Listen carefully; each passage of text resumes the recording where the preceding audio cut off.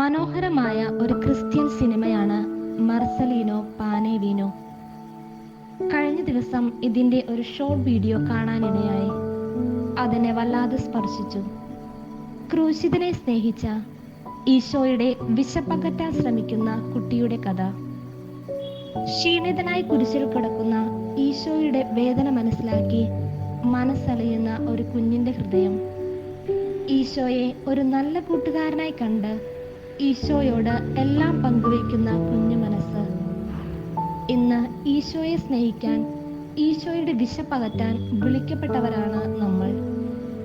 നമ്മുടെ മുന്നിലൂടെ കടന്നു പോകുന്ന ഒത്തിരി വ്യക്തികളുണ്ട്. അവരുടെ മുന്നിലൊക്കെ സ്നേഹമായി, കരുതലായി, ക്ഷമയായി മാറാൻ നമുക്ക് കഴിയണം.